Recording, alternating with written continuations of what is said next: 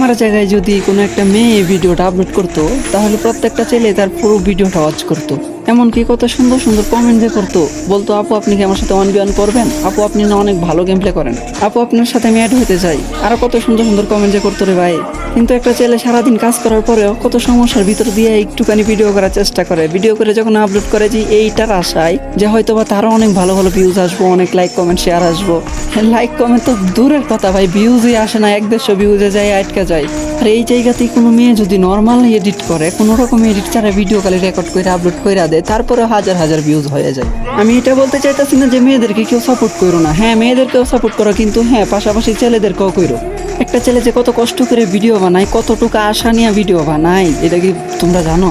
আচ্ছা আমি অন্যদের কথা বাদ দিলাম, আমার নিজের বিষয়টাই বলি যে আমি 12 থেকে 13 ঘন্টা কাজ করার পরেও আমি কতটুকু কষ্ট করে ভিডিও আপলোড দিই তোমাদের থেকে একটু ভালোবাসার আশায়।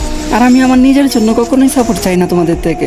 আমার কথা হলো আমার ভিডিওগুলো যাদের কাছে ভালো লাগে তারা তো অবশ্যই করবো, এটা তো আর আমার বলতে হইব না, তাই না? আমি সাপোর্ট তাদের জন্য চাইতেছি যারা অনেক কষ্টের পরেও কোনো রকম ভিউজ পাইতেছে না। তোমরা তাদেরকে কপি লিঙ্ক করো, লাইক কমেন্ট শেয়ার করো তাদের জন্য।